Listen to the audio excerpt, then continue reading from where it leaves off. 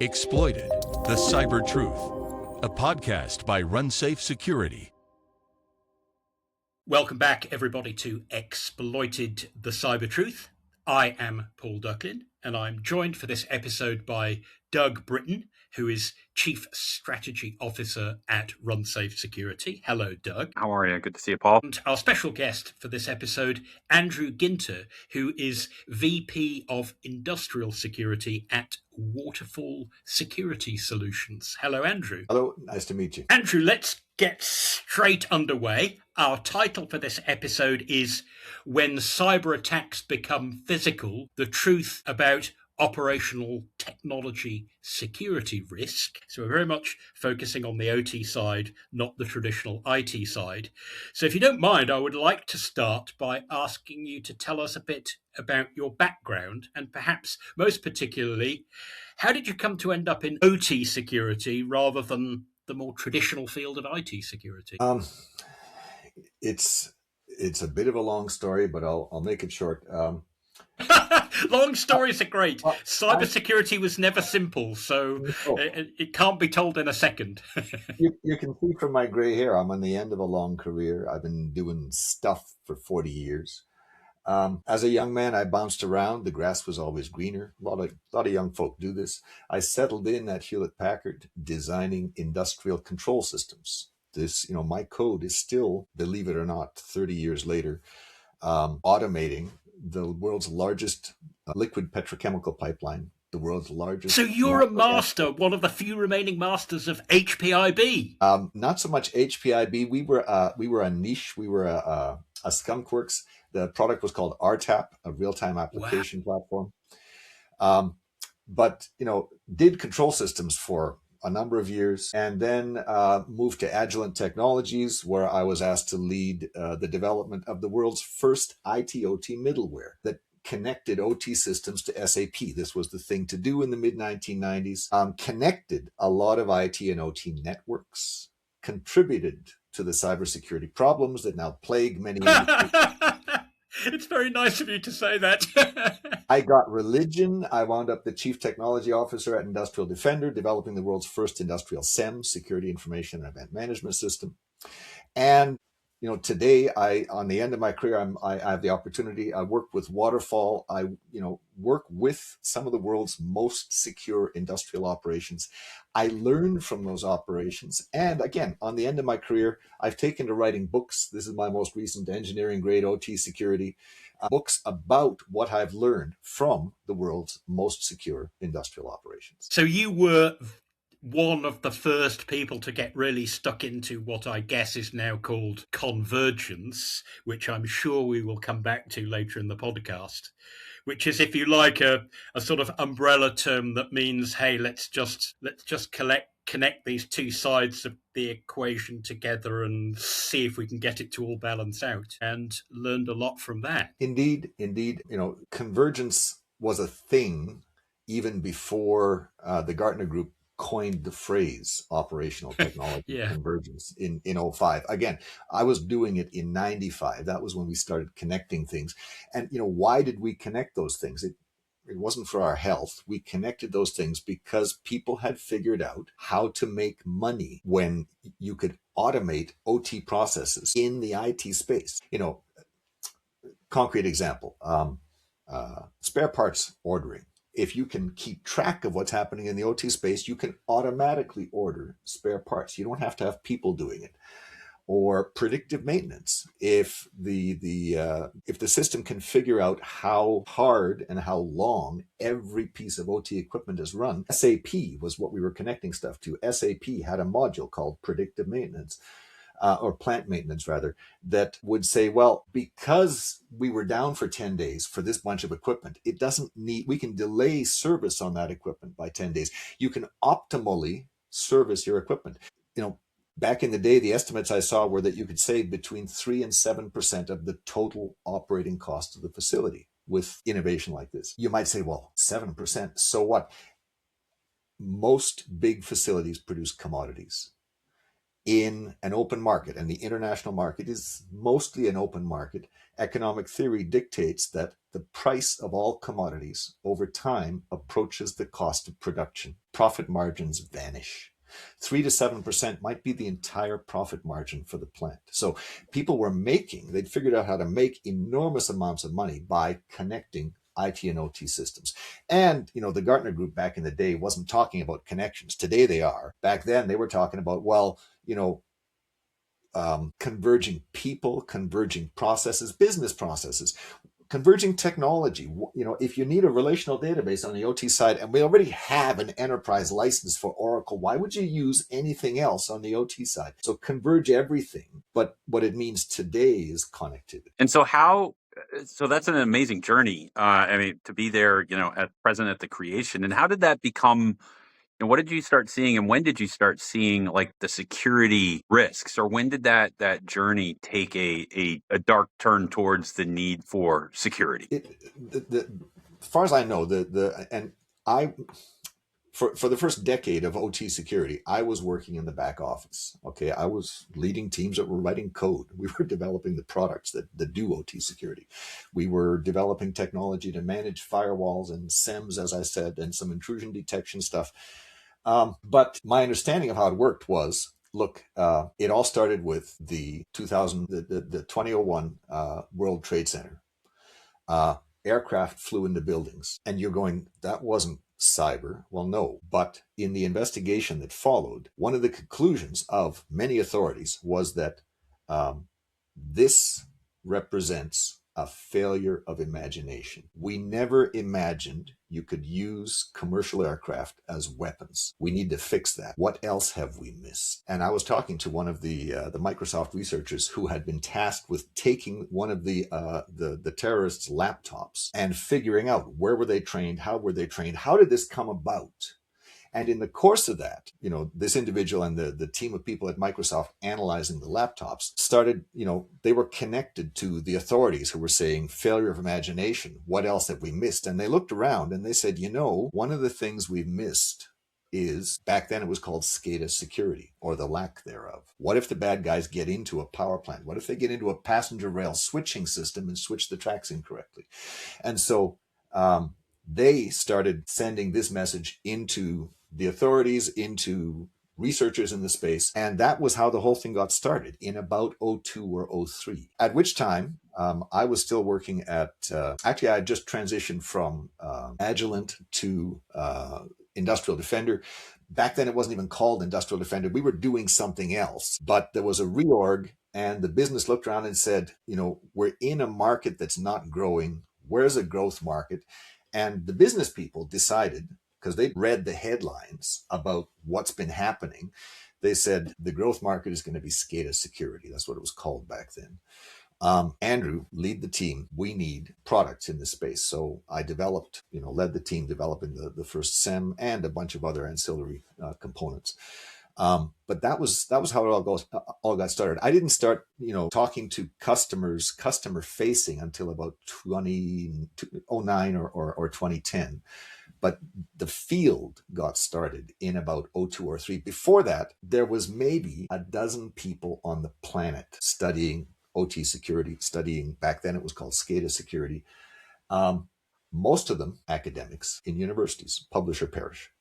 And it all changed with 9/11. So, Andrew, it seems that these days, surprisingly many companies who decide they want to, if you like, make the OT side, the SCADA side, the industrial control side of their business more secure, just sort of lift up their received wisdom from IT and try and splat it down onto the OT side of things. And that doesn't really work very well, does it? Because there's a bit of an impedance mismatch there. It doesn't work for a number of reasons.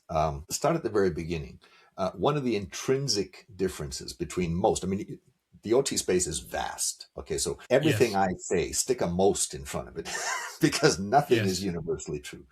But the intrinsic difference between most OT processes and IT processes is consequence. What's the worst yes. that can happen if passenger rail switching, if a subway switching system is misoperated?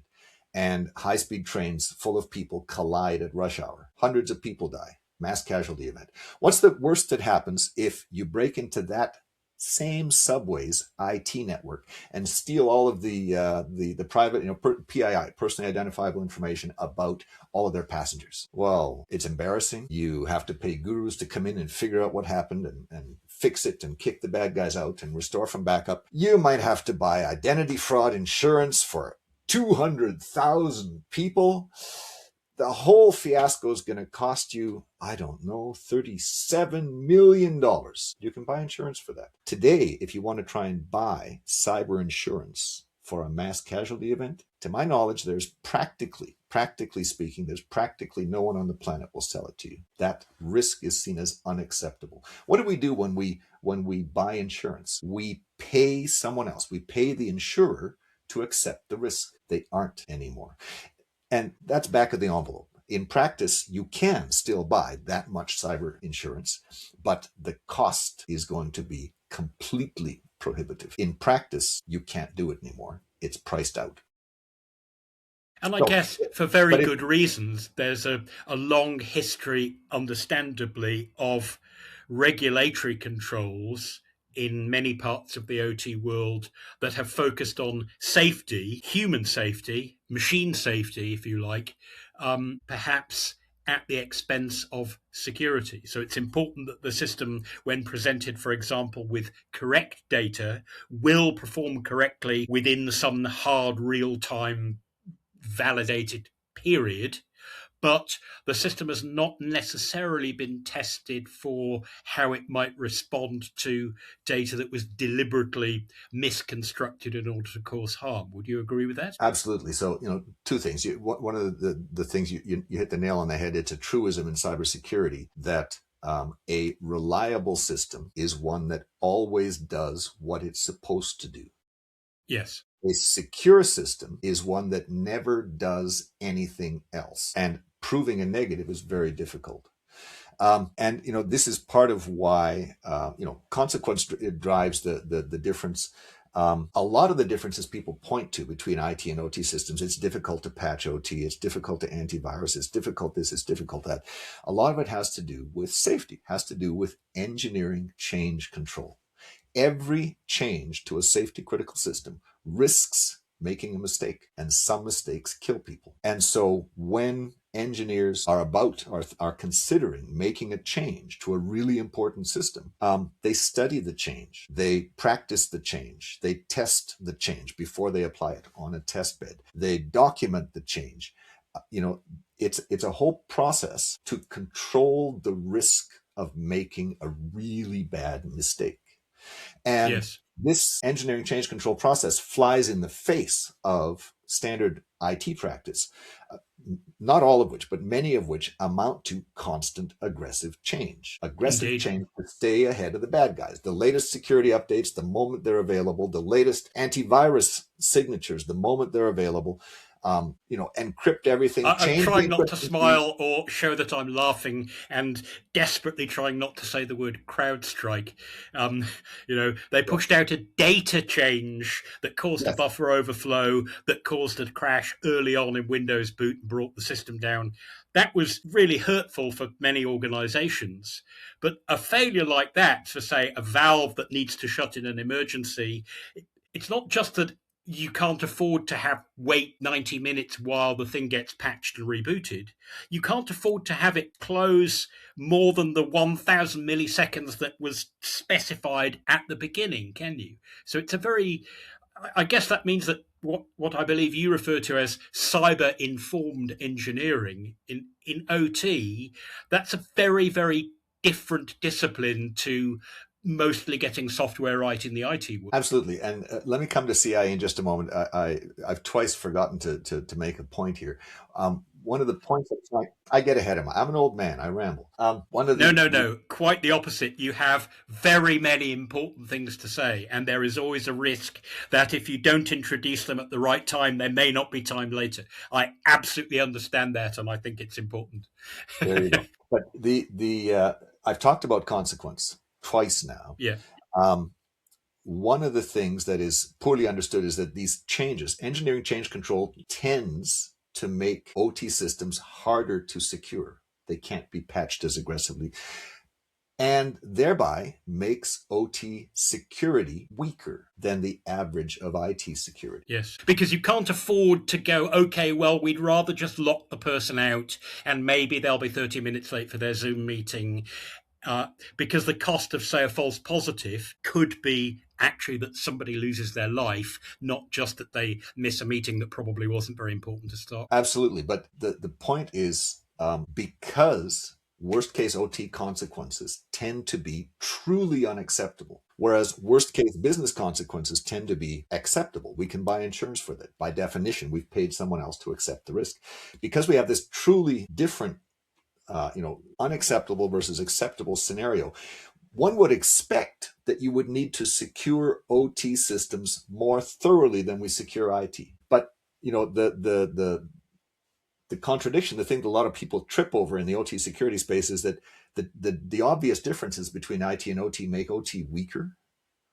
And sort of the obvious advice that we get from IT people is, why can't you use zero trust everywhere? Why can't you patch everything? Why can't you encrypt everything? Well, even if I had a magic wand and I patched everything and I encrypted everything and I antivirused everything right now, this second, I would now have an OT network that is as strong as my IT network, because that's what I've done on IT. I need an OT network that is materially stronger than IT. How do I get that? This is where CIE comes in. CIE is the Idaho National Laboratory Initiative, funded by the U.S. Department of Energy, credit where credit's due. Cyber-informed engineering. It is a new way of looking at the OT security problem. It's a lot of the same puzzle pieces put together in a different way. So that's not just about engineering for cybersecurity. That is engineering things like information flows, safety and security all together, so that you're not trying to make your OT network as safe, if you like, as your Zoom network, where you'd actually probably more concerned with keeping people who shouldn't be in the meeting out than actually making sure that meetings will always go ahead no matter what. Vaguely. I mean, the way I describe CIE is, CIE is positioned officially, formally. CIE is a body of knowledge that spans elements of safety engineering, protection engineering, automation engineering, network engineering, and most of the 6 pillars of the NIST cybersecurity framework. It's a big body of knowledge. Informally, and it's a body of knowledge focused on the resilience of industrial processes. Unofficially, sort of informally, cyber-informed engineering positions OT security as a coin with 2 sides. One side of the coin is cybersecurity. Teach engineering teams about cyber threat, teach them about cyber attacks, teach them about the limitations of cyber tools that we're using in IT and OT so that they can evaluate correctly residual risk. The other side of the coin is engineering. What does that mean? Well, imagine that the 3 of us here, imagine that we are technicians in an old school coal-fired power plant. We manage a boiler that is, 100 feet across and 4 times that tall. We manage 5 of these boilers. We calibrate the instrumentation. We work 8 hours a day within the kill radius of a worst case boiler explosion. One of these babies blows up and we're dead. How would each of us prefer to be protected from a cyber attack that overheats the furnace under those boilers, under all the boilers simultaneously?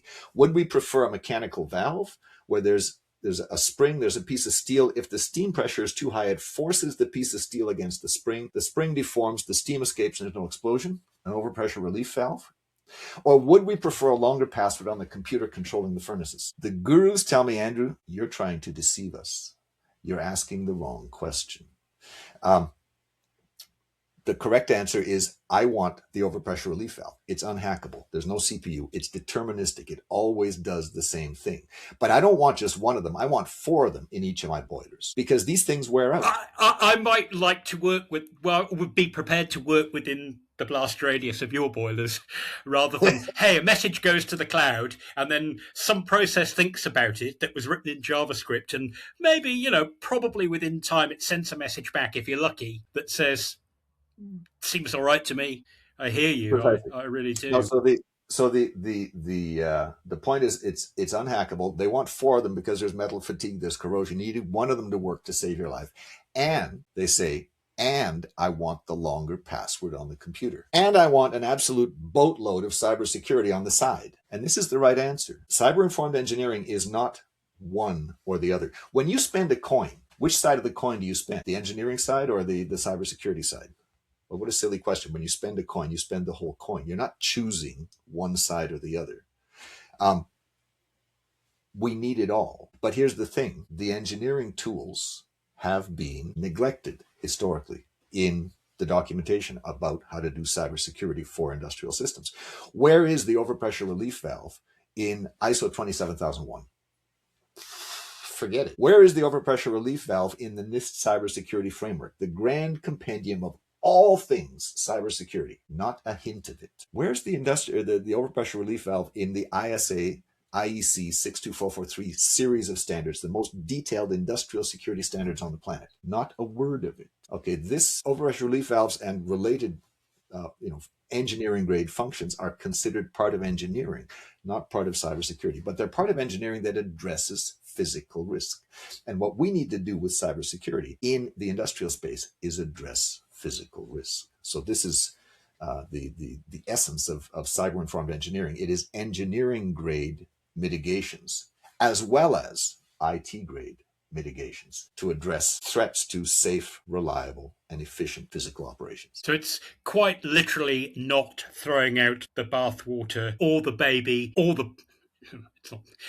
So it's obviously not literally, but figuratively, it's not throwing out the baby, not throwing out the bathwater, and not throwing out the bath. You're not trying to replace a system that works really, really well with something that happens to be cheaper or sexier or shinier or fits into modern cyber XYZ standards. Not at all. And the thing that a lot of people don't realize is that cyber-informed engineering is more than electromechanical stuff. It's electromechanical stuff a lot of people see as old-fashioned. Yeah, we still use overpressure relief valves, but a lot of the modern systems are using digital valves. Why?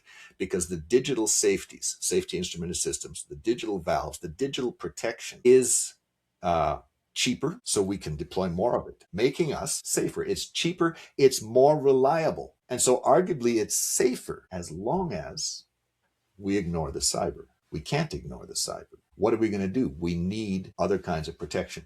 And, this is why I'm talking a lot about, I don't actually say the word cyber-informed engineering much in my most recent books, but it's written from the perspective of cyber-informed engineering.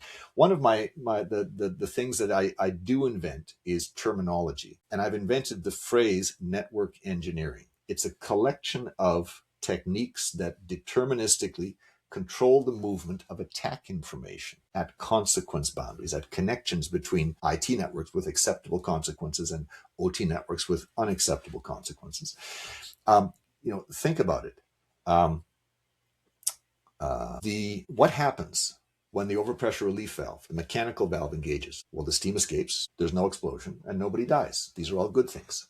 And 99 times out of 100, the plant operator, the power plant operator, lifts the cage off the big red mushroom button and shuts down the plant. Emergency shutdown. Why? Because the bad stuff got through 3 layers of digital security, 2 layers of digital safety, and the last-ditch analog safety saved our lives. We are not starting up that plant again until we understand what just happened here. How did that happen? And what are we going to do to make sure this never happens again? And in doing that, we put national security at risk. What? National security? Where did that come from? A large power plant is critical industrial infrastructure. Critical infrastructure is legally defined in most jurisdictions, legally defined as critical to the nation. By shutting down the plant, you shut down a facility that's critical to the nation. Well, that's what safeties do. They return us to a safe state. If we need reliability, and critical infrastructure needs reliability, we need to prevent the bad stuff getting into the OT systems in the first place. And this is the function of network engineering. Again, it's a lot of mostly existing techniques. There is some innovation in the space, but it's part of the body of knowledge. It is CIE, the most recent deliverable, the body of knowledge is still being assembled. It's under development. But the most recent deliverable is a database of 62,000 engineering grade deterministic mitigations. And the single 62,000 mitigations across 6,000 industries. And the single most universally applicable mitigation is network engineering style mitigations. Can be used across almost the entire thing, whereas an overpressure relief valve can be used for pressure vessels. You can't use it for passenger rail switching. The network engineering stuff is nearly universally applicable. So when you say network engineering, you're talking about managing the flow of information between inside an OT network, inside an IT network, and very importantly between them, so that correct data emerges and correct instructions go in the other direction. Is that roughly what you mean? In other words, you want the entire system to work as a harmonious whole, and ideally to be able to self-correct, or at least to shut down gracefully and leave the other parts of some part of critical infrastructure working correctly. For example, one power plant might go down, but not the entire grid. Yeah, I describe it differently. I'm struggling to understand the words that you just said, if that's equivalent to the way I describe it. The way I describe it is, I'm going to have to retake this because I can't even remember the question. I'm so fixated. Just, so when you talk about network engineering, are you talking about correctly, Right. safely, and securing, managing information flows between the various parts of the network? I'm taking it again. Yeah.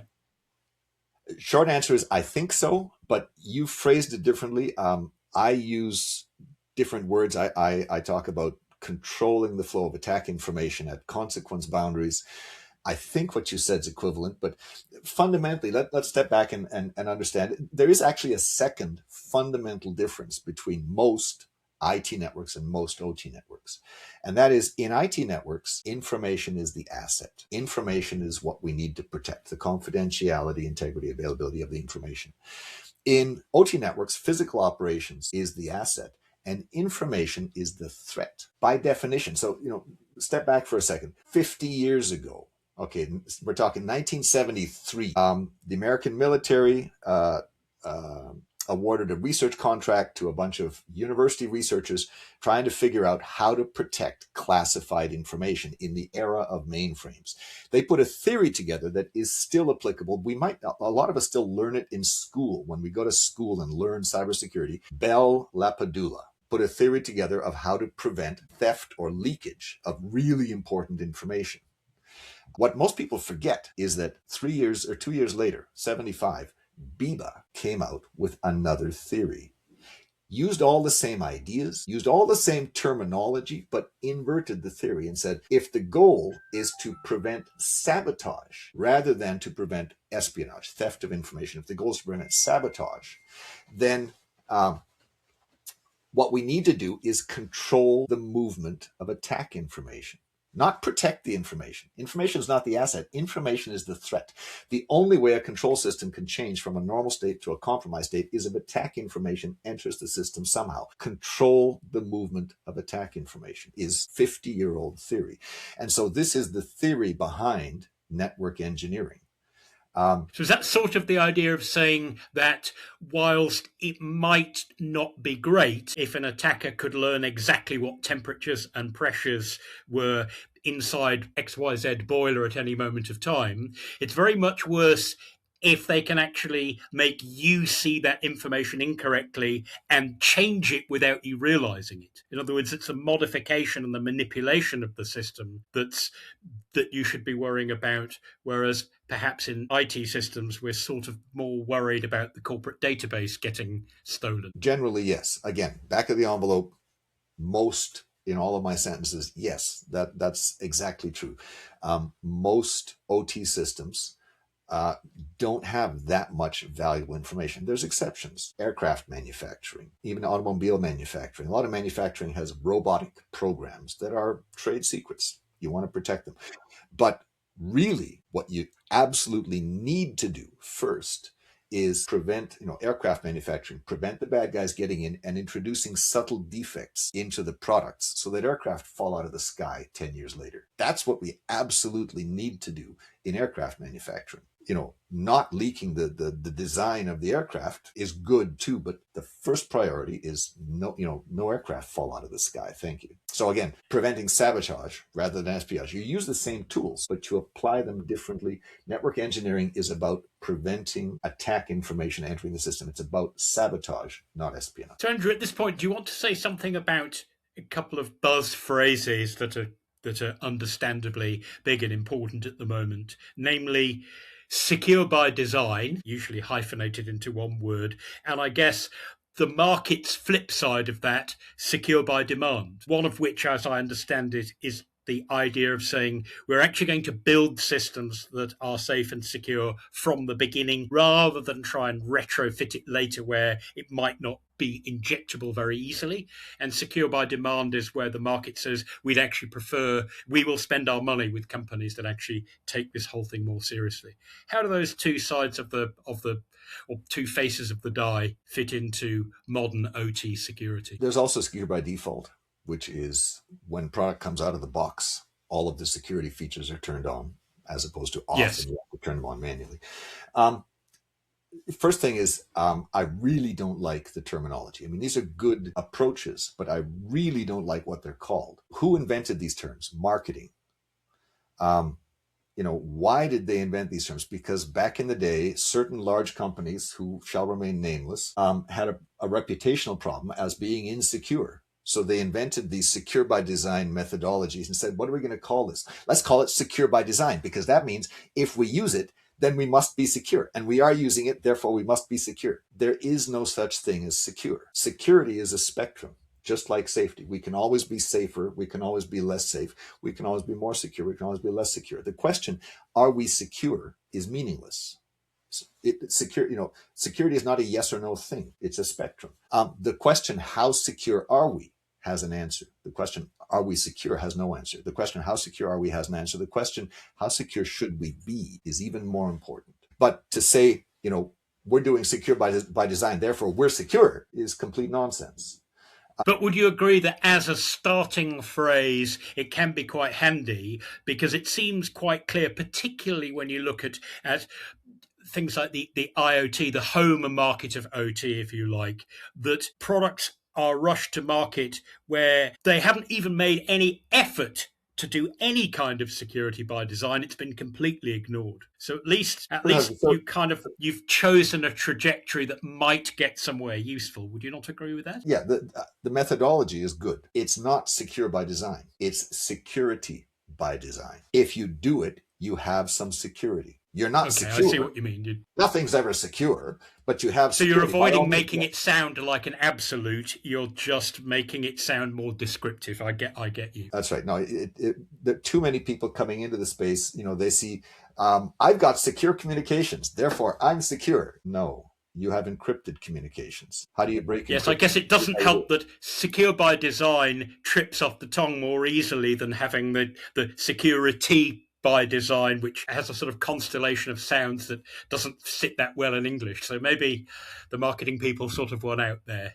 Right, but once we leave that behind, these are all very useful design patterns, methodologies. They are part of the CIE umbrella over on the cybersecurity side. By all means, do secure by design, do all of the secure by stuff to the degree that it can be done in the systems that you're looking at, and the systems deeper into the stack, further into the closer to the physical process, especially the safety critical systems. You have to be careful with that. I mean, can you encrypt communications for a safety instrumented system? Well, I suggest that's probably a bad idea unless you've managed to partition the system into multiple CPUs, which I think modern systems do. But back in the day, if you had a CPU that was doing your safety, the code that CPU was running was as small as you could make it, so that you could eyes on glass read the code, understand the code, and make, as best as you can. Nowadays, there is mathematical proofs. You can come close to proving it correct. You want it as close to correct as you can. If you throw an encryption library in there, you just triple the amount of code in your safety instrumented system. If you're lucky, it's probably worse than that.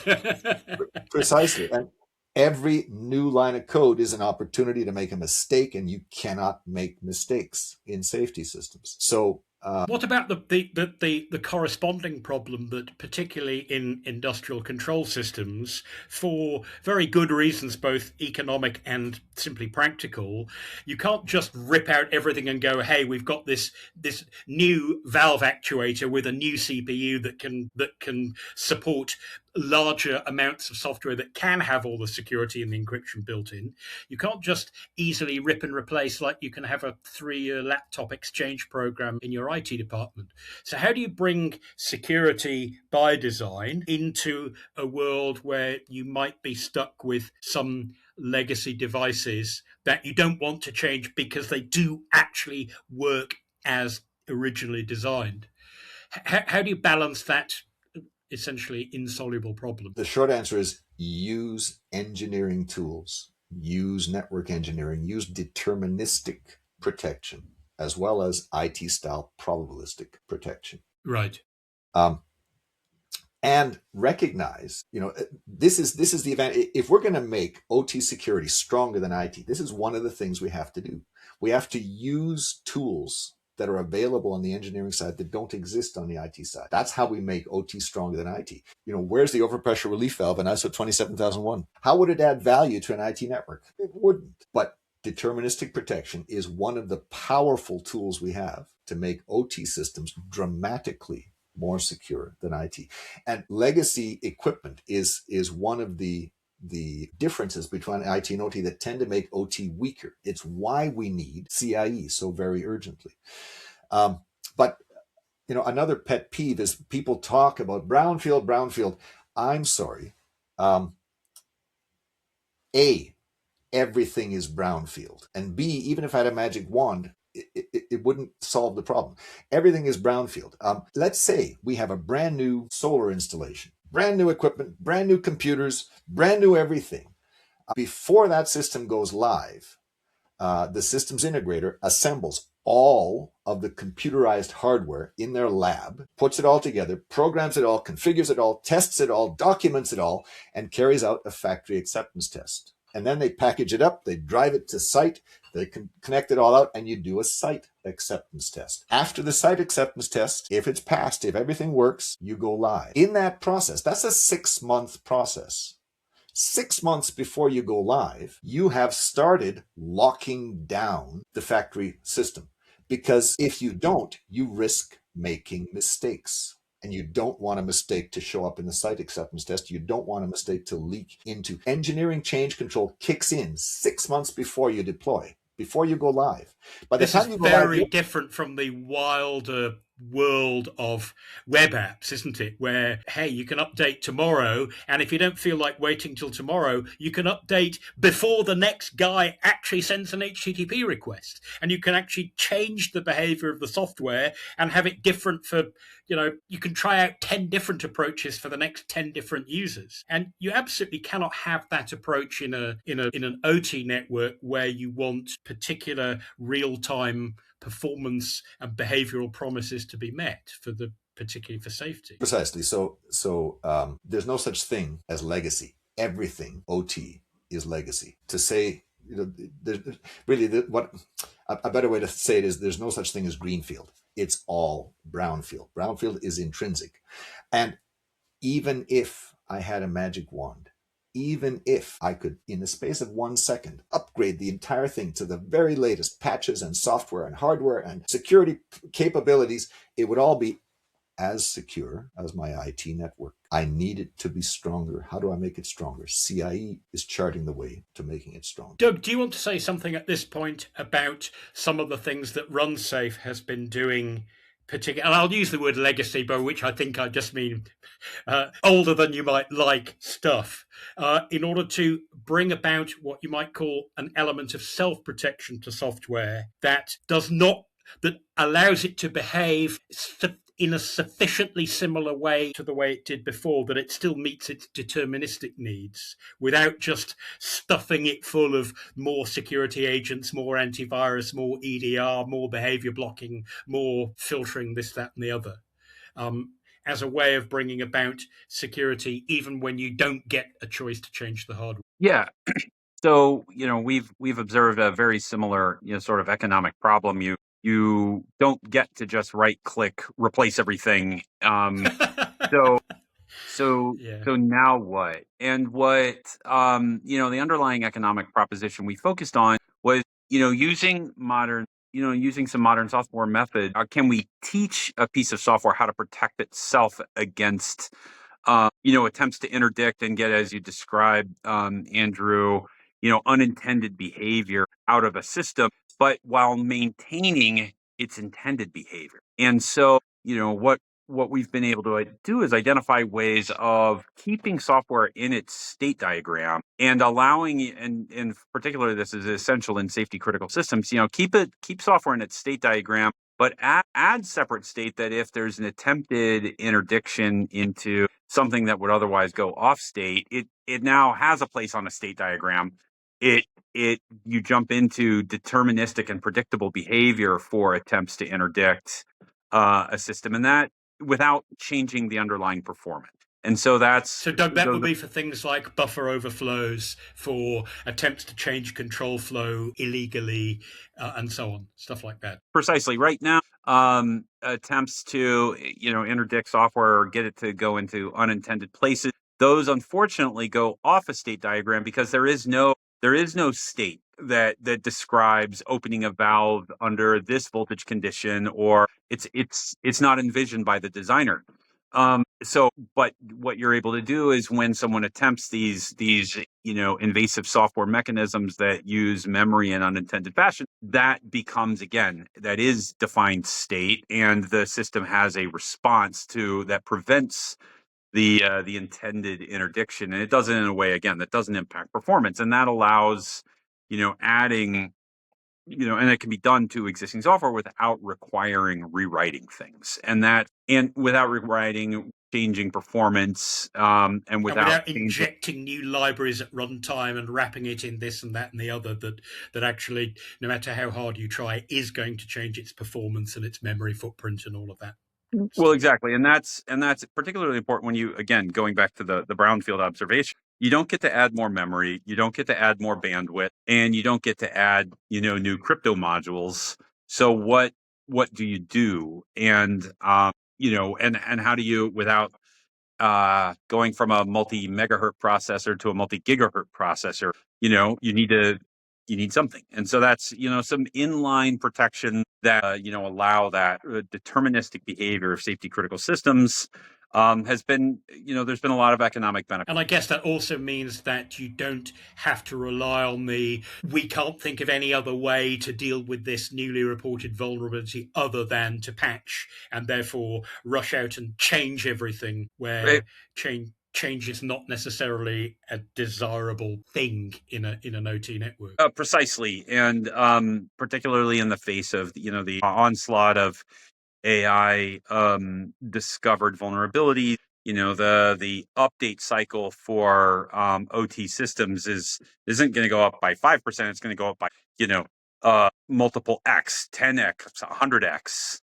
And, teams are already stressed, are at their breaking points with respect to volume they're able to update. And so now one postulate is you're going to have to, reboot OT network 10 or 100 times as frequently, but that's not workable either. So, methods that can be added in that make it so that you don't have to have 10X or 100X, reboot cycle, reboot frequency, become quite important in those conversations. Now, gentlemen, I'm conscious of time, so I'd like to finish up by asking either or both of you a fairly specific question, and that is that if you're what we might call a critical infrastructure leader, if you're a CXO in that space, and perhaps you haven't got as far along the road of improving both safety and security in your OT networks, what would be the one thing you could start with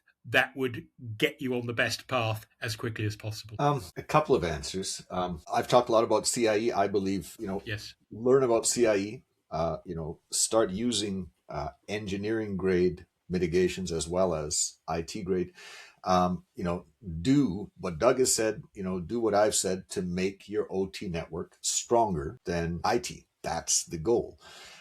In particular, I would point out that network engineering is the most universally applicable CIE technique. Unidirectional gateways, which is what Waterfall produces, I work for Waterfall, is the most widely used kind of network engineering. This is what why I study this stuff. And to Is Doug's that point, what some people call a data diode? yes, or is that a more specific? That is what some people call a data diode. It's a data diode with software that makes copies of servers. Let's say copies of Pi servers, copies of Oracle servers out to IT networks to simplify integration. It's really a very the software makes it plug and play. The hardware gives you the protection. But to Doug's point, AI is coming. AI is finding the vulnerabilities faster. 0 days is developing exploits, chaining together multiple low severity 0 days into high severity exploits, and outright automating the entire attack process. AI is going to change the game. It's going to change. It's not a game. It's going to change, the nature of the threat in the next 24 months.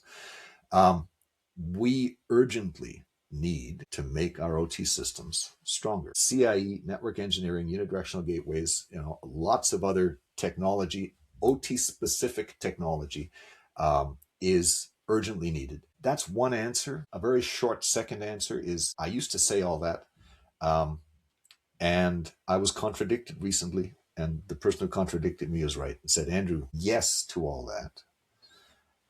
But the first step that pretty much everyone has to take is go and take your passwordless HMIs off of the internet, people. Do it on an emergency basis. And I had to go, yeah, you're right. Start there. So there are lots of exciting things you can do, but if you start with the basics, you'll be making a better start, I guess.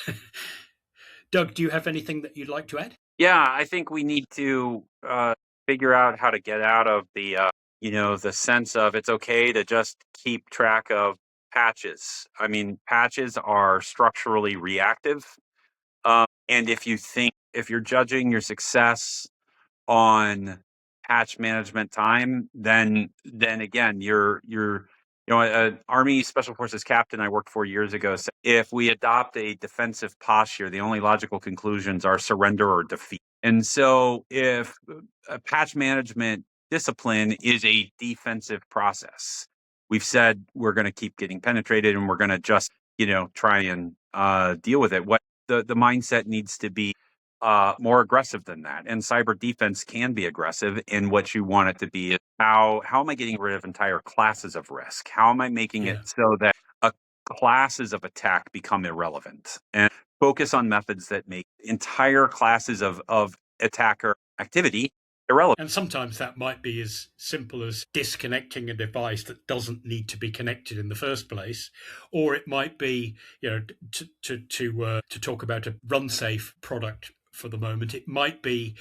recompiling your code so that it behaves, as you say, in a safer state machine, without needing to re-engineer it completely and then have to go back 5 years in testing. So it sounds as though get the basics right and don't try and fix everything all at once, and don't just go for all the shiny new technology. Make sure that you have a way for everything to fit in well. But I guess with what's happening in the AI world, best start today, don't leave it till tomorrow. Gentlemen, thanks so much for your passion and your insight and your huge experience in this field.